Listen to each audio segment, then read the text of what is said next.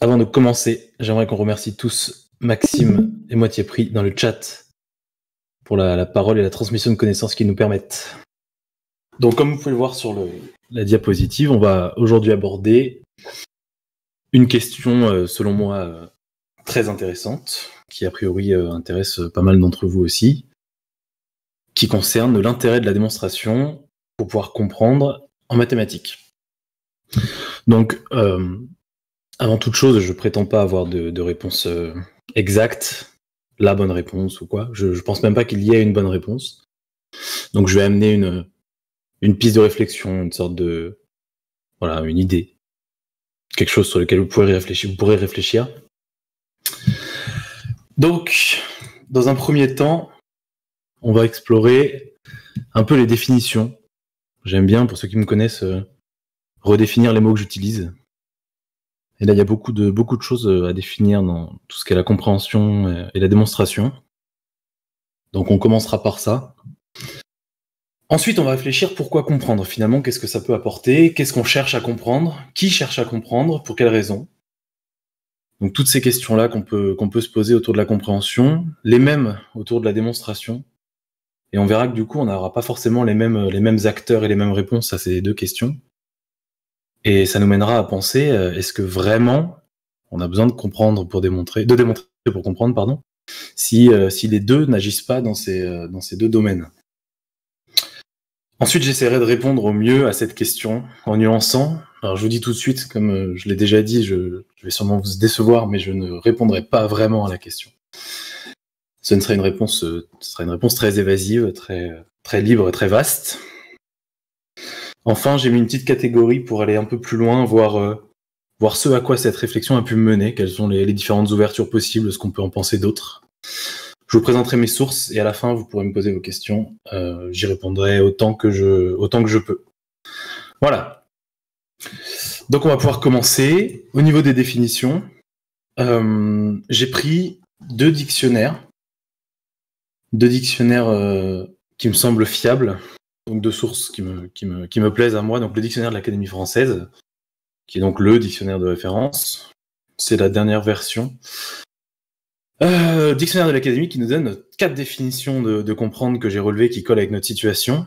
Saisir par l'esprit des rapports entre des faits, des idées, des sentiments. Saisir par l'intelligence ou l'intuition. Admettre, juger avec indulgence. Se rendre compte, prendre conscience de quelque chose.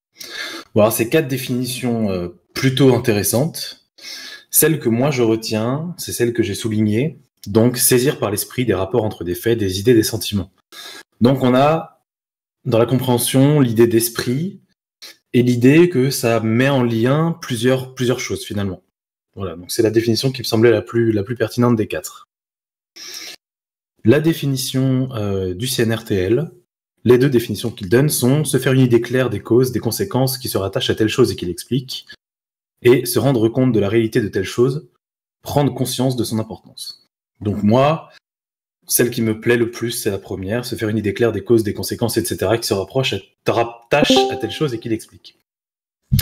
Bien, donc on va se baser majoritairement sur un petit mix de ces deux définitions pour la suite de ma présentation. Bien. Au niveau de la définition de la démonstration, on a des choses qui sont quand même très variées et plutôt qui se répondent en fait. C'est-à-dire que quand je lis au niveau du CNRTL, enseigner minutieusement en montrant les choses, puis établir la vérité d'une chose de manière évidente, rigoureuse, fournir la preuve de quelque chose, et au niveau de l'académie, prouver d'une manière convaincante. Pour moi, convaincante est quand même bien moins fort que montrer de façon incontestable. Donc voilà, c'est toutes ces différences de définition que je voulais montrer ici sur cette première partie, donc définition. Et donc de la même manière que tout à l'heure, celle que moi je retiens, ça va être montrer de façon incontestable, établir la vérité d'une chose de manière évidente, rigoureuse par des faits ou par le raisonnement. Pour moi, la démonstration, c'est quelque chose qui doit être absolument correct. C'est-à-dire qu'on ne doit pas laisser de place au doute. Donc prouver d'une manière convaincante ne me suffit pas, ne me convainc pas.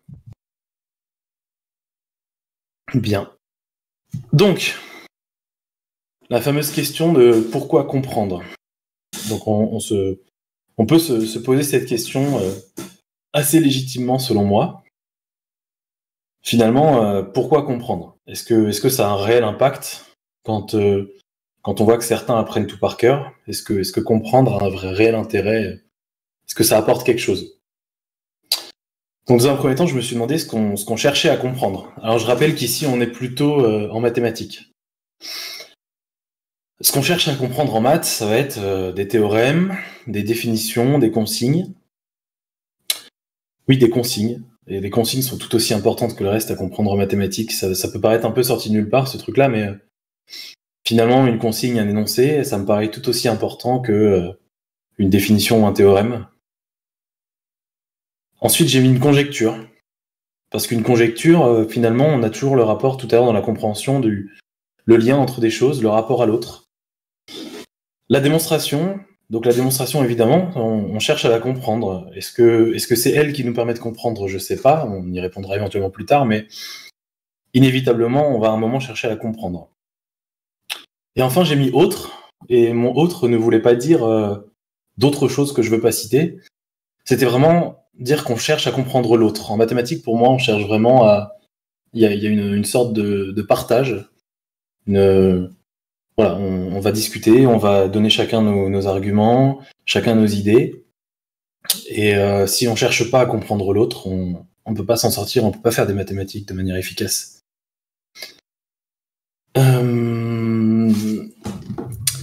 Ma prochaine diapo concerne qui cherche à comprendre. Et alors là, il y a sûrement des choses qui peuvent choquer. Donc notamment politique et médias. Je pense pas que ça puisse un peu choquer. Je vais m'expliquer sur ces 2 points. Donc les personnes qui cherchent à comprendre, il y a les chercheurs évidemment. Ils cherchent à comprendre un peu tous d'une manière différente. Donc les chercheurs ont tendance à chercher, c'est une bonne répétition ça, les chercheurs ont tendance à vouloir comprendre pour montrer quelque chose. Donc c'est un peu l'inverse de ce que nous on cherche à répondre comme question. Ils vont chercher à comprendre pour montrer, alors que nous on se demande s'il faut pas montrer pour comprendre. Les passionnés qui vont chercher à comprendre, pas forcément pour montrer, plutôt pour leur plaisir personnel, leur satisfaction, mais il y a quand même quelque part une envie de compréhension. L'enseignement, j'y viens pas tout de suite, parce que c'est exactement ma diapositive suivante, donc j'en parle pas maintenant, on en parlera un tout petit peu tout à l'heure. Et alors j'ai mis politique et médias. Pourquoi ?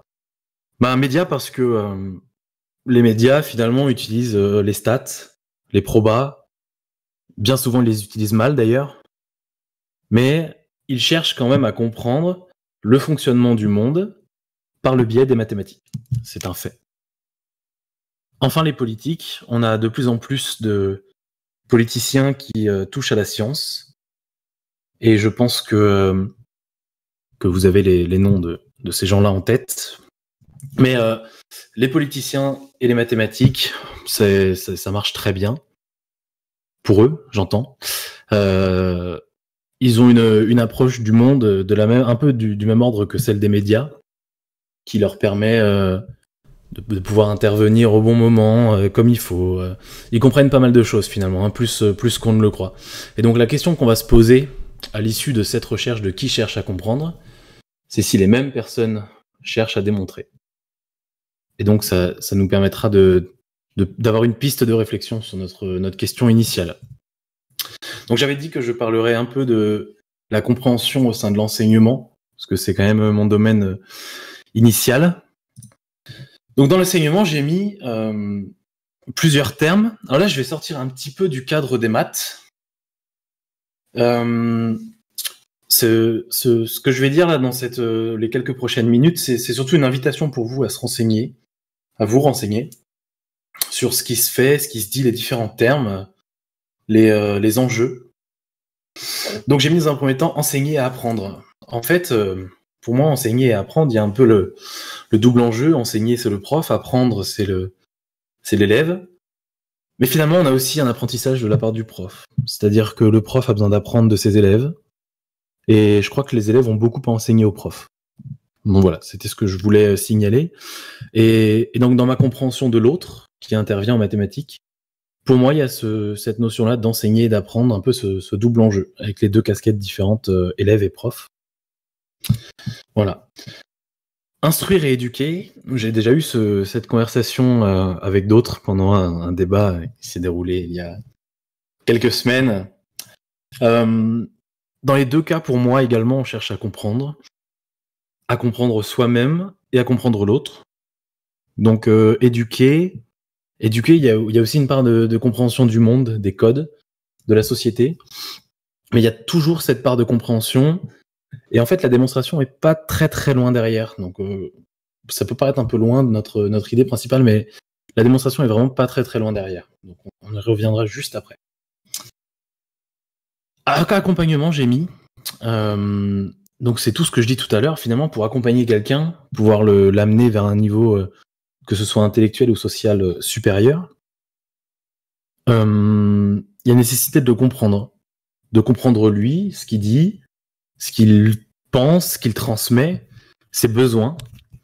Donc il y a besoin de tout ça, et c'est pour moi la même compréhension que ce qu'on a en mathématiques. Enfin, j'ai mis didactique et pédagogie, donc ces deux termes un peu bruts et un peu barbares, que je vais détailler un peu plus dans la diapo suivante. Mais globalement, on a deux rôles différents dans l'enseignement. Donc un rôle qu'on va qualifier de didactique et un autre de pédagogique. Donc j'ai mis ce petit schéma qui vous permet peut-être d'y voir un peu plus clair, quoique je comprends qu'ils sont un peu rudes. Ce qu'on peut voir, c'est si on regarde exclusivement le triangle en bas, finalement le travail didactique, donc qui est entre l'enseignant et les savoirs, sera plutôt qui traite de la démonstration, en fait, chez nous. La relation savoir-apprenant, donc les apprenants, ce sont les élèves. Savoir-apprenant traite aussi de la démonstration. Et selon moi, la relation qui traite de la compréhension, c'est la relation enseignant-apprenant. Et finalement, donc ce schéma montre qu'on a un triangle qui fonctionne dans ce cadre-là, avec donc une compréhension initiale et une démonstration qui amène au savoir. Et pas l'inverse. C'est-à-dire qu'on n'a pas une démonstration qui nous permet une compréhension. On a une compréhension mutuelle, et cette compréhension mutuelle nous amène à un savoir, par une démonstration ou pas. Et donc la question à se poser finalement, c'est où est-ce qu'on peut situer la compréhension par la démonstration sur un schéma de ce genre-là. Schéma de ce genre-là qui est quand même pas tout à fait hasardeux. Je vous ai mis toutes les sources à la fin, donc je vous laisserai aller vous y renseigner, mais c'est un schéma qui a une grande place dans l'enseignement et la pédagogie. C'est pas n'importe quoi, c'est pas un truc fait au hasard. Donc voilà, la question un peu ouverte que je pose, c'est où peut-on situer la compréhension par la démonstration, et de manière très générale, la compréhension, ici. Je vous demande si vous voulez d'y répondre, et on pourra y revenir ensemble après. Bien. Si on répond de manière plus générale à la question « Pourquoi comprendre ?», moi, ce que j'ai envie de dire, c'est comprendre, ça permet de se cultiver correctement. Ce que j'entends par correctement, c'est de manière juste. C'est-à-dire qu'on va éviter les erreurs, ou au moins les limiter. Et peut-être que la démonstration permet justement ça, hein, finalement. C'est d'apporter des faits, des preuves, quelque chose de concret, de vrai, de juste, qui permet de se cultiver avec les vraies informations. Entamer une recherche, parce que pour comprendre, donc c'est ce que je disais au niveau des consignes, si on n'a pas compris une consigne, un sujet, un problème, entamer une recherche, ça va être compliqué. Donc la compréhension, elle est vraiment très importante à ce niveau-là. Esprit critique et remise en question, je les mets un peu ensemble, même si c'est pas tout à fait pareil. L'esprit critique permet aussi d'avoir un regard pertinent sur ce que disent les autres, et c'est ce que je vous demande d'avoir aujourd'hui là. sur ce que je dis, un bon esprit critique. Ce que je dis, c'est pas à prendre au pied de la lettre, c'est pas une vérité. C'est ce que je pense, c'est le travail de mes recherches, c'est le fruit de mes recherches finalement. Et donc, je vous demande d'avoir un grand esprit critique ce soir sur ce que je peux dire. C'est à vous de faire le tri sur ce qui vous intéresse et ce qui vous semble correct et pertinent. Et sans la compréhension de ce que je dis, ça peut pas exister. Donc, c'est important. La remise en question, c'est ce que je suis en train de faire. C'est-à-dire vous dire que j'ai pas forcément raison. Et si je comprends pas que j'ai pas forcément raison, je pourrais pas vous le dire. Donc, je le sais. J'ai pas forcément raison, je le sais. Et j'ai pas de mal à le dire. Et donc, c'est une forme de compréhension. Et en mathématiques, si on est trop sûr de soi, c'est pas bon non plus. Et enfin, j'ai mis apprendre, et j'ai mis en gras, parce que pour moi, c'est celui qui a de plus important. Le principal intérêt de comprendre, c'est de pouvoir apprendre. C'est-à-dire avoir quelque chose dans nos mains de concret, juste, finalement, se cultiver correctement, mais pas que. C'est-à-dire apprendre. Parce que celui qui se trompe et qui comprend qu'il se trompe, pour moi, il apprend. Et du coup, il se cultive pas forcément correctement, mais au moins, il sait qu'il apprend. Et c'est pour moi le plus important dans la compréhension et dans l'enseignement. Donc j'arrête ici pour cette partie enseignement, et on va parler un peu démonstration. Donc on va rentrer un peu plus dans les maths qu'au début. Donc j'ai mis ici ce qu'on cherche à démontrer. Et en fait, ce que je voulais faire, c'est montrer la différence qu'il y a entre ce qu'on cherche à comprendre et ce qu'on cherche à démontrer. Tout à l'heure, dans ce qu'on cherchait à comprendre, j'avais noté définition, consigne, démonstration et autres. Alors ici, j'ai pas remis démonstration, parce qu'on cherche pas à démontrer une démonstration, quoique, et on en parlera en fait tout à l'heure, mais une consigne, ça se démontre pas. Ça se comprend, ça s'admet même pas. Voilà, on la comprend, on l'applique, terminé. Qu'est-ce qu'on avait d'autre ? Les autres. On ne démontre pas les autres. Je veux dire, chacun est comme il est. Si on prend la démonstration au sens très large, il n'y a pas à prouver quoi que ce soit à qui que ce soit, je crois. Donc voilà, on a vraiment ces trois infos-là. Et ces trois domaines-là, donc théorème, conjecture, affirmation, sont finalement les trois choses que l'on cherche à démontrer en mathématiques. Et même, de manière plus globale, hein. C'est un peu plus que les mathématiques, mais restons ici dans notre domaine. Et donc on remarque qu'il y a des choses qu'on cherche à comprendre, mais pas forcément à démontrer. Et alors on peut se demander si du coup la démonstration est forcément nécessaire pour la compréhension, puisqu'il y a des choses qu'on comprend sans démonstration. Bien, on va faire le même travail avec qui démontre. Qui démontre, tout à l'heure on avait chercheurs, passionnés, politiques, médias et enseignement. Donc dans l'enseignement, je regroupais élèves, enseignants, majoritairement. Les chercheurs, c'est je mets un peu à part, on a des enseignants-chercheurs, donc on pourrait les mettre dedans. Je vais m'en arrêter à élèves, enseignants, pour l'enseignement, et je vais pas revenir plus que ça dessus. Je vais surtout revenir sur politique et médias, qui selon moi ne sont plus là. Puisque un politique, ce qu'il va démontrer, finalement, ce sera plutôt quelque chose dont il va essayer de vous persuader ou de vous convaincre, plus que de la démonstration, à mes yeux.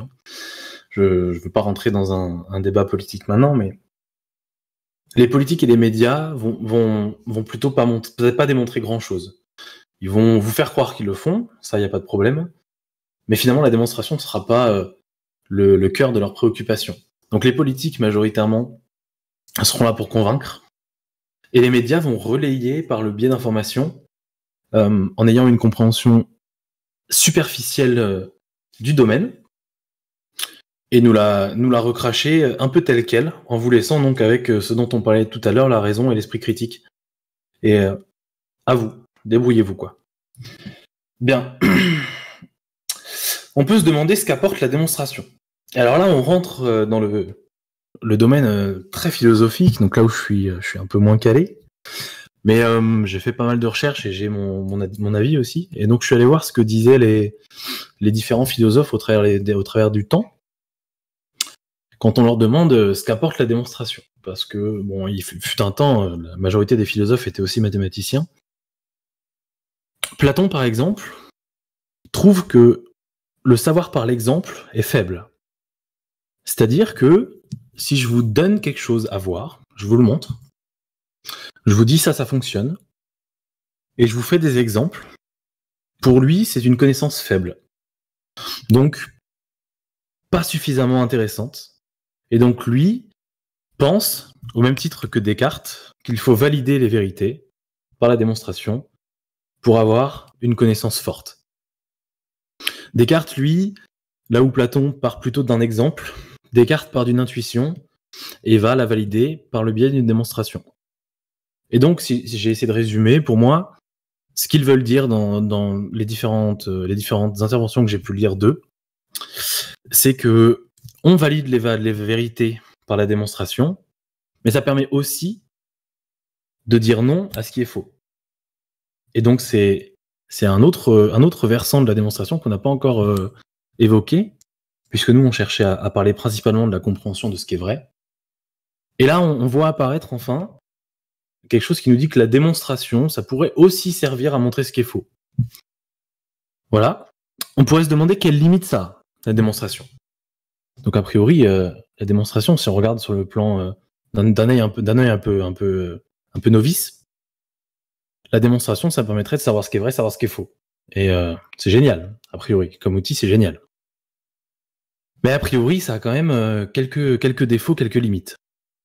La première citation que j'ai vue, alors c'est pas une vraie citation, c'est j'ai résumé ce que j'ai plutôt vu, c'est que seul ce qui est démontrable peut être considéré comme vrai. Donc ce que ça veut dire, c'est que si on admet la démonstration comme seul support de vérité, eh ben ce qu'on peut pas démontrer, on pourra jamais considérer que c'est vrai. Et alors du coup, question qui survient à la suite de ça, sur quoi on se base? En mathématiques, on se base quand même sur un certain nombre d'axiomes, et alors du coup, on peut pas les démontrer. Donc on pourrait considérer que c'est pas vrai. Et si on considère qu'ils sont pas vrais, toutes les démonstrations qu'on a faites à la suite le sont pas non plus. Donc, à ce moment-là, est-ce qu'on n'a pas un petit problème? Et petite ironie que j'ai notée, il y a certains philosophes qui se sont amusés, et mathématiciens entre autres, enfin mais particulièrement philosophes, qui se sont amusés à démontrer que la démonstration était une faible manière de faire les choses. Donc je trouve assez ironique de montrer par une démonstration que la démonstration n'est pas efficace finalement. Est-ce que voilà, je trouvais ça ironique et donc je me suis permis de le relever. Bien. Finalement, si on essaie de répondre à notre question, est-ce qu'il faut démontrer pour comprendre? Alors, ici, je vous ai mis un petit historique de ce qui se fait dans l'enseignement. Moi, j'ai pas de réponse à cette question. J'ai mon avis en tant que prof que je vais vous donner. J'ai ce qui est les tendances, ce qui sont les directives ministérielles, ce que font les gens, ce que demandent les élèves par le biais de sondages. Donc avant 1970, on avait tendance à vouloir tout démontrer. Hein. Donc c'est le siècle de il nous faut la vérité, il y a que la vérité qui compte, c'était brut, il n'y avait pas de réflexion particulière, on démontre. Entre 70 et 2005, je ne saurais pas répondre aux questions s'il y en a sur historiquement pourquoi ces dates-là, je ne sais pas quel événement fait que ça a changé.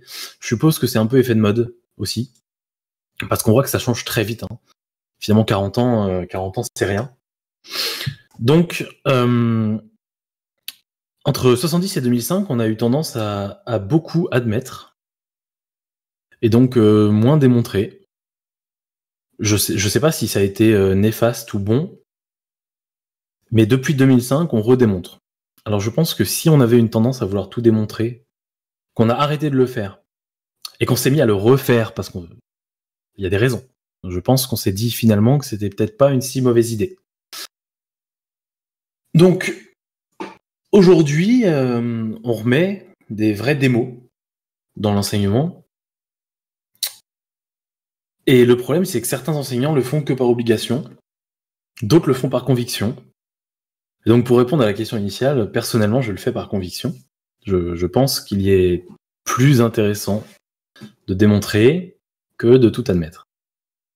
Mais je nuance un peu ça, parce que pour moi, il y a certaines choses qu'on va pas pouvoir démontrer avec des élèves. Et je pense qu'on peut pas se permettre d'attendre d'avoir certains outils qui nous serviraient à démontrer d'autres outils qu'on utilise plus tôt, pour pouvoir dire qu'on a démontré cet outil-là avec nos élèves, pour qu'ils puissent le comprendre. Donc, on arrive vers la fin, comme vous pouvez le voir, puisqu'on répond à la question. Finalement, on nous dit qu'il faut avoir pu démontrer pour savoir, donc pour comprendre les savoirs, finalement, et donc qu'il faudrait démontrer pour comprendre. C'est ce qu'on est arrivé plus ou moins jusque-là. C'est ce qu'on est arrivé à penser. Et bien là, j'ai remis donc tout ce qu'on avait voulu démontrer tout à l'heure, tout ce qu'on avait voulu comprendre aussi. Et alors, je me dis qu'un théorème, oui, on va le démontrer. On va le démontrer, ça va peut-être nous permettre de le comprendre mieux. Il n'y a pas de problème. Une définition, oui, on va pouvoir la démontrer. Quoique. Parce qu'une définition, c'est presque une base, c'est presque un axiome finalement. Alors, est-ce que vraiment on peut se permettre de démontrer une définition? Je sais pas, c'est à méditer. Je vais considérer que oui, parce que il y a certaines choses qu'on peut au moins montrer. Et la différence entre montrer et démontrer est très fine. Une consigne, on va pas pouvoir la démontrer, et pourtant on va pouvoir la comprendre. Donc démontrer pour comprendre, je sais pas. Une conjecture, pareil. Conjecture, on va pouvoir démontrer qu'elle est vraie ou qu'elle est fausse, on va pas pouvoir la démontrer en tant que telle. Pourtant, on va pouvoir la comprendre. Et les autres, non, c'est ce que je disais tout à l'heure.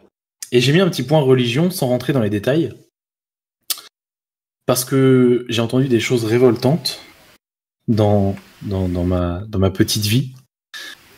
Et je crois que la religion, c'est l'une des choses pour lesquelles cette question a le moins de réponses, finalement.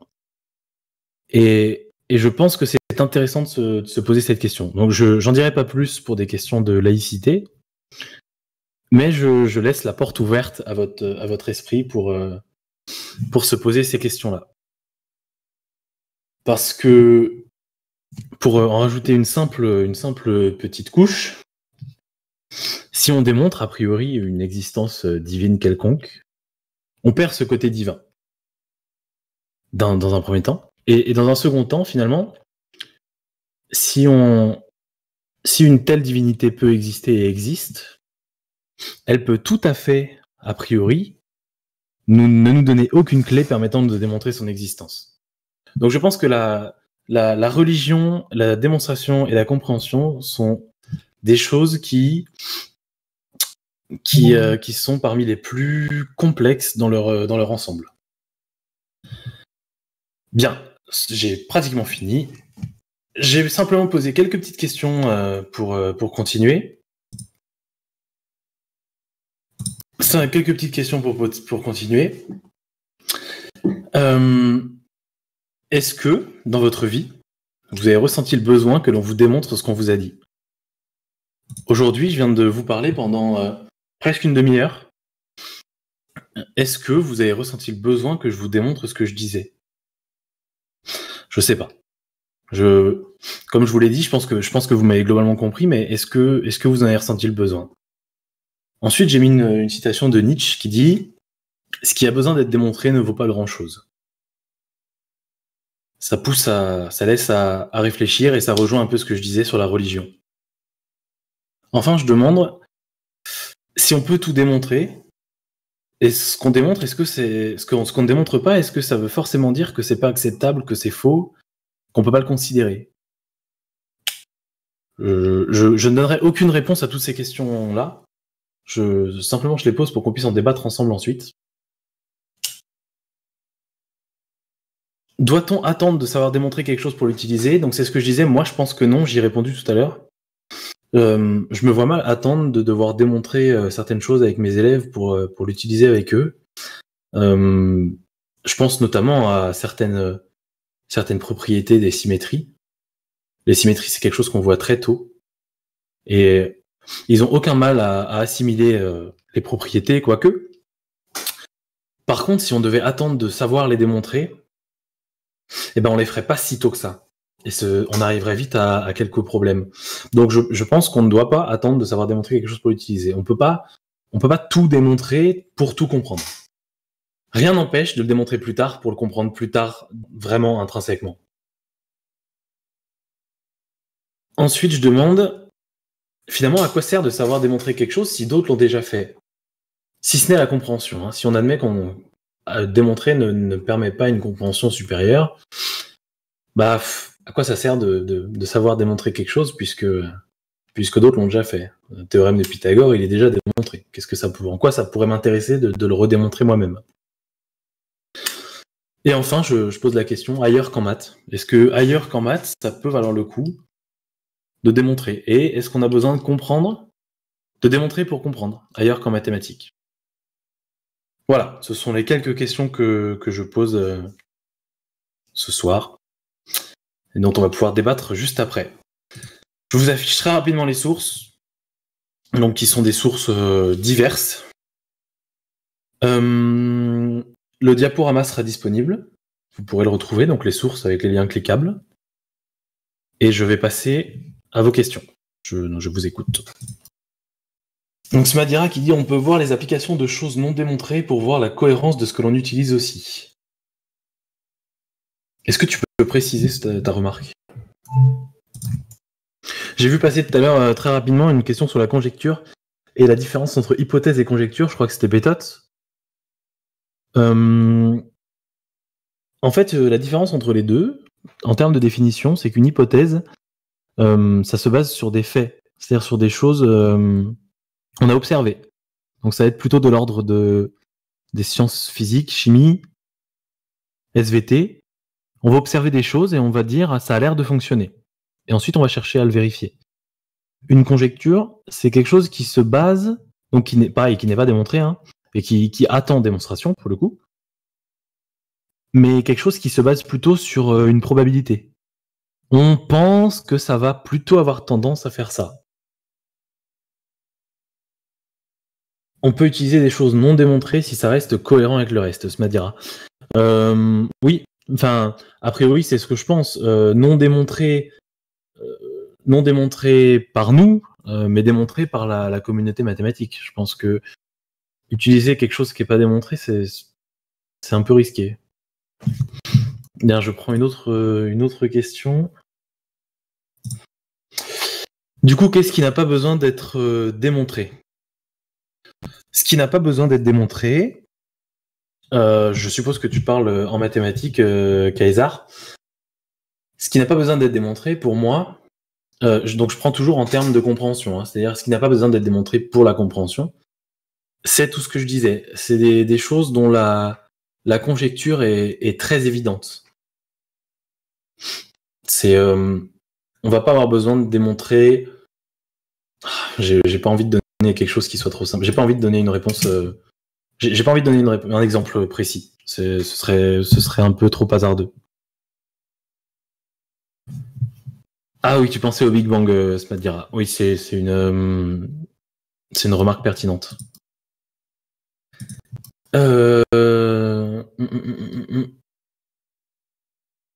Donc méthode, conjecture égale hypothèse. Conjecture égale hypothèse, c'est un peu réducteur. C'est un peu réducteur, c'est ce que j'expliquais tout à l'heure. Smadira, à quel point le fait de démontrer est-il différent de convaincre? En fait, c'est dans l'intention.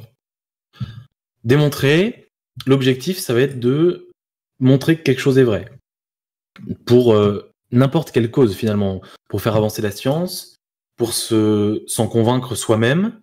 Ça peut servir à convaincre d'autres, mais convaincre, ça va être vraiment axé sur l'autre. C'est-à-dire, si j'essaie de convaincre, que ce soit par la démonstration ou autre, ça va être pour rallier l'autre à ma cause, finalement. Alors que démontrer simplement, je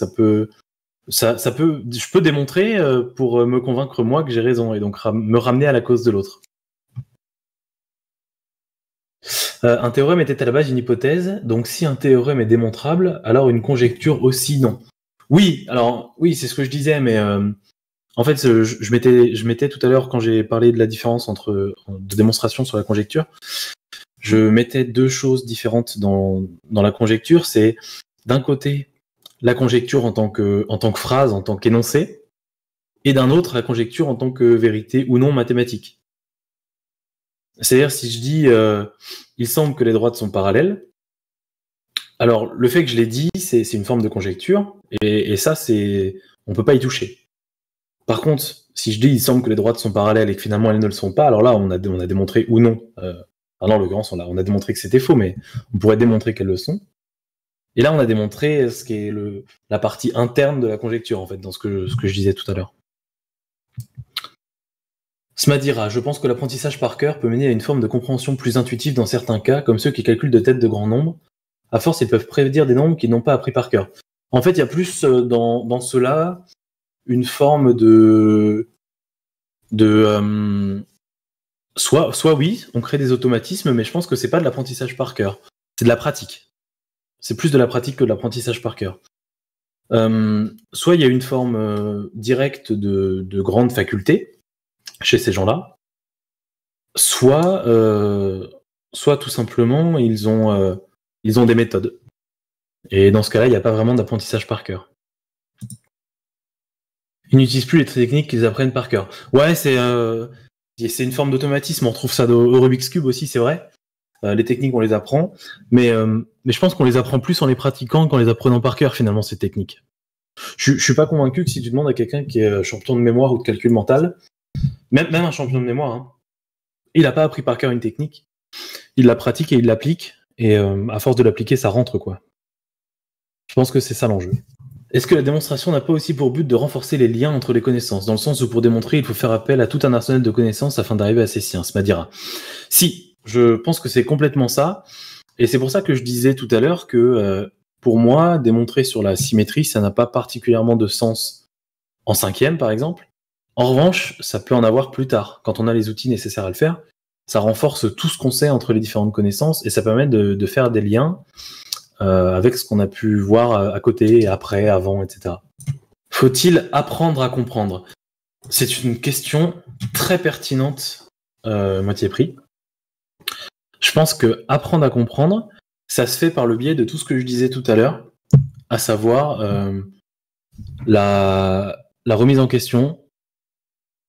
Il y a une part de liberté aussi là-dedans, et l'esprit critique. Pour moi, c'est les trois trucs qu'il faut vraiment apprendre. Et donc apprendre à comprendre, c'est quelque chose qui se fait. Et en fait, ça se fait naturellement. Finalement, ça se fait aussi bien qu'on apprend à lire, qu'on apprend à parler.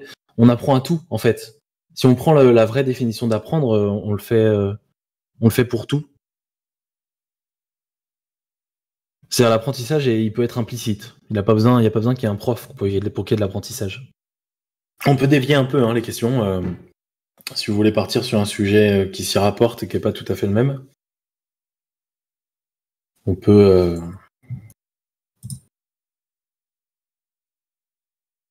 Est-ce que le fait que les philosophes ne soient plus mathématiciens aujourd'hui est dommage, car à la base les mathématiciens étaient philosophes et vice-versa? Maxime. Je pense que ce n'est pas tout à fait vrai. En fait, les philosophes ne sont plus mathématiciens aujourd'hui par leur formation réelle. En revanche, pour avoir parlé avec pas mal de philosophes, aujourd'hui, ils ont une grande connaissance scientifique et notamment mathématique. Donc je sais pas si c'est dommage. En fait, je pense qu'on a juste tellement avancé dans la science et toutes les sciences qu'on n'a plus besoin d'avoir des gens qui soient tout. Et puis on est plus nombreux sur cette terre aussi qu'à l'époque. Donc on peut se permettre d'avoir des gens qui sont plus spécialisés.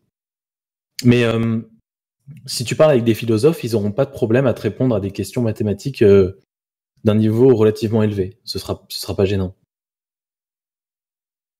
Donc comme dit Smadira, ils sont plus vus comme tels, mais c'est ça, c'est-à-dire qu'on idéalisait beaucoup à l'époque et il y avait beaucoup de... tout le monde était un peu tout, quoi. Puis on s'autoproclamait aussi très rapidement, plus qu'aujourd'hui, pardon. Qu'est-ce qu'un esprit et une volonté de comprendre le monde, Smadira? Le côté, celui qui est philosophe? Ouais, voilà, pour moi, celui qui fait de la science, ou celui qui fait de la philo, il y a des choses qu'il a envie de comprendre. Et il y en a un qui comprend les choses par la pensée, l'autre qui les comprend par les actes. Qu'est-ce que je pense des guéguerres entre scientifiques, notamment entre différentes sciences? Je pense que ça a tendance à décroître, déjà.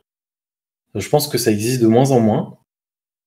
Et je trouve ça dommage. Mais je pensais notamment, alors là, vous allez peut-être pas être d'accord avec moi sur le terme de science, mais il y a une grande guerre qui existe en ce moment entre les sociologues et les psychologues. Et finalement, quand tu parles à un sociologue, il va te dire, moi j'ai besoin du psychologue. Quand tu parles à un psychologue, il va te dire, moi j'ai besoin du sociologue. Par contre, impossible pour l'un ou pour l'autre de travailler avec l'autre. Donc cette guerre-là, elle est nulle. Et eux-mêmes le disent en fait. C'est des êtres très intelligents. Et eux-mêmes le disent. Et donc je pense pareil de toute guerre qu'il peut y avoir entre scientifiques. Finalement, la science, c'est la coopération. Si je suis là ce soir pour parler de tout ça avec vous, c'est parce que pour moi, la transmission et la discussion, c'est fondamental. Bien, il semblerait qu'on arrive au bout des questions. Non, Maxime, aimes-tu la représentation de l'arbre des sciences? La philo et les maths étant la base de tout. Non, pas vraiment. Même si je pense qu'on peut pas nier. En fait, pour moi, on peut pas revenir sur des fondamentaux comme ça. Mais j'aime pas cette représentation. Pas du tout. Je développerai pas plus parce que ça rejoint tout ce que j'ai dit tout à l'heure. Hein. Et pour moi, il n'y a pas de. Pour moi, il n'y a pas de supériorité. Pour moi, la science et les sciences, c'est une collaboration avant d'être une hiérarchie. En fait, ça dépend comment tu classes la hiérarchie. Parce que il y a des inclusions qui se font. C'est-à-dire qu'il y a certains domaines pour lesquels tu nécessites un autre domaine, et cet autre domaine ne nécessite pas le premier. Donc si tu classes la hiérarchie comme ça, t'en as forcément un qui est au-dessus, entre guillemets. Par contre, j'aime pas situer de hiérarchie d'importance, si tu veux. Pour moi, les maths sont pas plus importantes dans la vie que la physique ou n'importe quoi d'autre. Elles sont plus importantes dans ma vie, mais pas particulièrement plus importantes de manière générale. Alors certes, en physique, on a besoin de maths, mais pour moi, c'est pas pour ça que la physique et que les maths sont plus importantes ou plus fortes ou plus ce que tu veux. Pour moi, la définition de science, c'est ce qui s'approche le plus du savoir. Et donc, c'est la connaissance. La définition la plus proche pour moi de science, c'est la connaissance. Non, c'est pas forcément la recherche de vérité. Ouais, si, c'est ça. Si, c'est pas mal. Recherche de vérité, c'est bien. Mais en fait, la vérité dans la science, pour moi, elle est un peu biaisée dans certaines sciences. C'est pas la vérité absolue qu'on recherche. C'est une vérité, c'est une nécessité, c'est une connaissance et une compréhension. Pour toi, les maths et la philo ne sont pas à l'origine des autres sciences. Non, non, non, c'est pas ce que je dis. Alors, ce que je disais tout à l'heure, c'est que justement, pour moi, on peut pas les classer en termes d'importance. On peut les classer en termes d'inclusion, c'est-à-dire que les maths sont nécessaires à la physique, par exemple. Et en termes d'origine, c'est autre chose encore. Mais si, on aura, pour moi,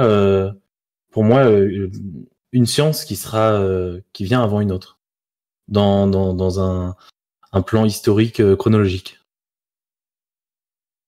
Mais c'est pas pour ça que les maths ou la philo seraient plus importantes. Tu vois ce que je veux dire? Ok, je parlais pas d'importance. Ouais, mais en fait, c'est compliqué de parler de hiérarchie. Enfin, hiérarchie, ça, tu peux hiérarchiser sur plein de critères. Mais oui, si c'est chronologique, oui. Les bases sont forcément les plus importantes. Du coup, là, on parle vraiment d'importance, c'est-à-dire de l'un est supérieur à l'autre, quoi. C'est moi le plus fort, c'est toi le plus fort.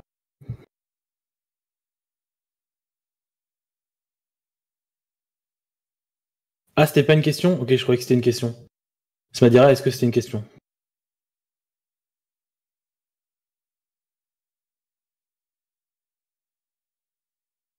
Ouais, ok. Moi j'ai. En fait, je pense qu'elles étaient plus importantes, mais aujourd'hui, elles le sont plus. En fait, elles étaient importantes quand on a eu besoin de construire les autres sciences à partir d'elles. Par contre, je pense qu'aujourd'hui, elles sont plus importantes. Elles sont pas plus importantes. Enfin, j'irai pas jusqu'à dire qu'il y a vraiment une relation d'importance. Ensuite, Néo, ne pourrait-on pas supposer que les maths sont en fait des outils à la base de l'élaboration de chaque type de langage que l'on peut établir, et que du coup, la science mathématique sera en fait une immense forge nécessaire à tout ce qui pourrait exister. Tout ce qui pourrait exister, je pense que c'est un petit peu extrême. En revanche, les maths sont des outils à la base de l'élaboration de beaucoup de choses. Là où je veux pas m'avancer en fait en répondant à cette question, c'est sur un autre débat, à savoir est-ce qu'on a inventé les maths ou est-ce qu'on les a découvertes, qui est un débat passionnant. J'ai pas d'avis sur la question. Et du coup, je veux pas répondre de manière très tranchée sur on se sert des maths pour construire tout, ou on a découvert les maths pour tout construire et pour tout trouver. Donc c'est mais voilà, comme le dit Béthode, va écrire un sentiment en maths, quoi. C'est un peu compliqué. Bon, ouais, ça m'a dit inventer, c'est une manière de voir les choses. Je sais pas, j'ai pas de réponse. C'est un grand débat hein, qui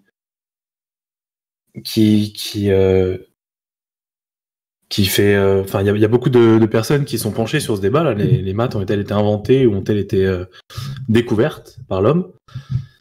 Et il n'y a pas grand monde qui arrive à se mettre d'accord sur ce sujet. Ouais, la fameuse équation du cœur, elle est magnifique. Inventer ou découverte, qu'est-ce qui est quoi dans les maths selon toi? C'est la question à laquelle j'ai dit que je n'avais pas de réponse pour moi. Donc, moi, enfin, j'ai une réponse. Hein. Pour moi, on a découvert des choses et on a inventé un langage qui permet de le traduire.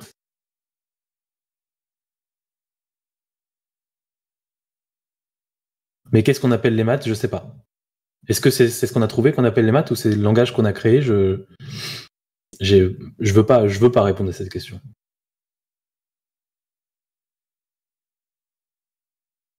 Donc Smadira, tu dis que pour comprendre, non, on n'a pas besoin de démontrer pour comprendre, mais pour être sûr de la véracité, oui. D'accord.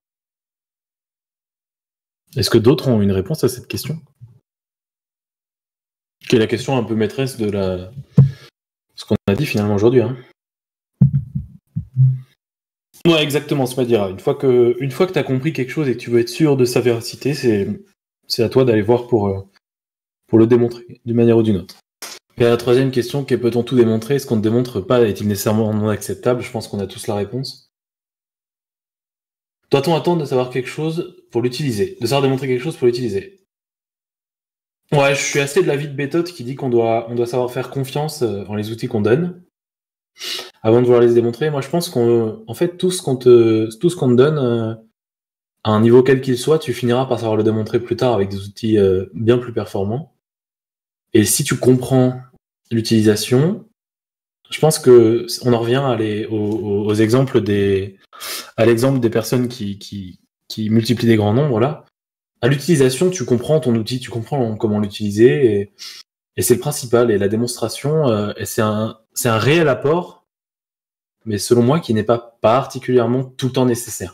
Alors, Néo, je n'ai pas cité Gödel dans mon exposé, mais si on va dans les sources, on peut voir le premier lien Wikipédia, donc qui est le 1, 2, 3, 4, 5e lien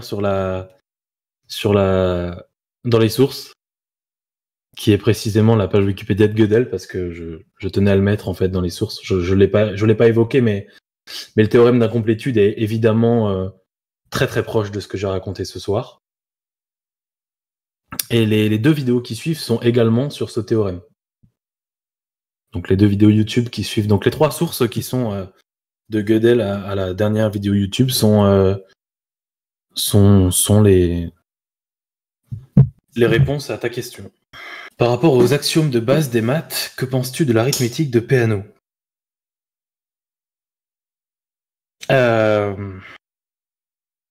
Qu'est-ce que t'attends que je réponde à que penses-tu? Est-ce que je dois en penser? Enfin, je comprends pas ce que je peux en penser. Ouais, c'est tout le problème de la conjecture, se dira, et quand on la confond avec la démonstration, et du coup pour moi c'est exactement ce que font les politiques.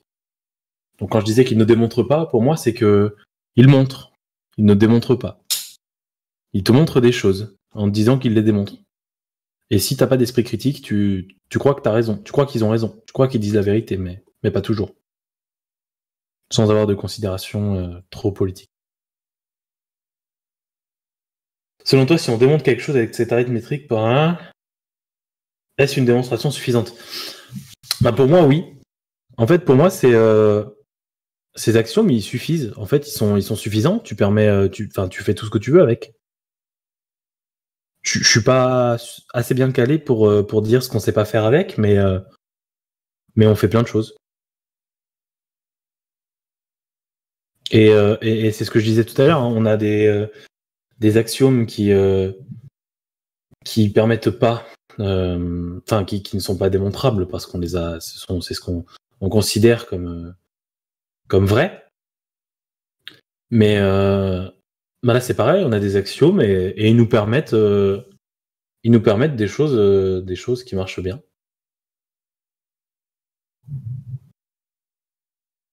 Donc a priori c'est pas particulièrement gênant.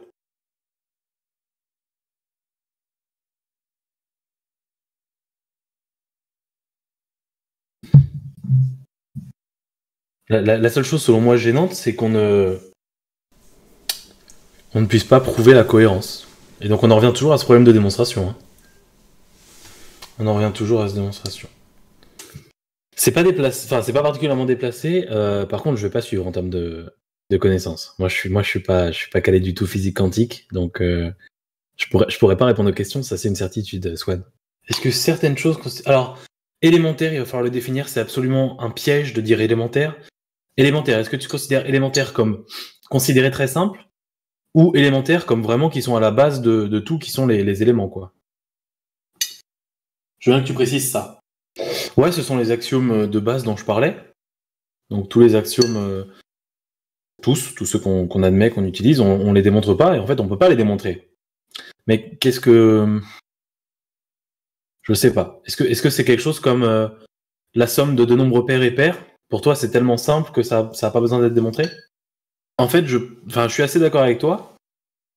Par contre, ce que ça apporte, c'est de comprendre le fonctionnement de la démonstration. Et ça permet, tu fondes toute ton approche de la démonstration. Et on en revient toujours à cette question de pratique. Et voilà, ce dont parle Maxime, où on a besoin de 280 pages pour montrer que 1 plus 1 vaut 2. Finalement, c'est pas si trivial que ça. Il y a certaines choses qui sont pas si simples. Ouais, trivial, c'est mieux que élémentaire. Élémentaire, c'est vraiment un constituant. Sauf quand c'est Charlotte qui le dit, ça, là, c'est autre chose. Donc, je me démute quelques minutes pour déjà vous remercier d'avoir écouté Alexis, et puis surtout, vous pouvez aller le remercier dans Réaction en live, parce que c'est super ce qu'il a fait comme conférence, pour le serveur et puis pour vous aussi. C'est vachement sympa à lui. Et puis, si vous avez encore des questions, n'hésitez pas. Avec grand plaisir. Et j'en profite pour remercier les géants du serveur, les vrais, de nous permettre ce moment de partage de culture, de connaissances et de réflexion, finalement. Parce que c'est un vrai plaisir de pouvoir non seulement transmettre un peu quelques idées, mais pousser à la réflexion et se dire qu'on est plusieurs à réfléchir en même temps sur le même truc et à se poser des questions. Ouais, il y a plein d'autres trucs intéressants. Mais toi, qu'appelles-tu des trucs mathématiques précis? Moi, il n'y a pas de problème à refaire ce genre de conférence. Bon, ça nécessite un peu de préparation. Ça fait une semaine que je la prépare. Sur des concepts mathématiques. Ok. Là, c'est vrai que c'était plus lié à l'enseignement et un peu à de la philo. Je pourrais le faire sur des concepts mathématiques. Après, le problème que j'avais, moi, avec des trucs plus mathématiques, c'est qu'il faut que ce soit accessible à tous et que ce soit pas trop simple pour certains. C'est-à-dire que si je venais à parler des nombres premiers, ce serait sûrement très intéressant pour certains qui les ont pas encore croisés ou pas trop. Mais ça va saouler les 3/4 des gens, quoi. Mais on aura des... Je pourrais... Ouais, mais il y a méthode des trucs qui sont... J'ai des idées. Il n'y a pas de problème. J'ai quelques idées de trucs mathématiques très précis qui peuvent intéresser des gens au collège comme des gens en L3, comme des gens dans la vie active. Et voilà, on aura occasion d'en reparler. J'en ferai.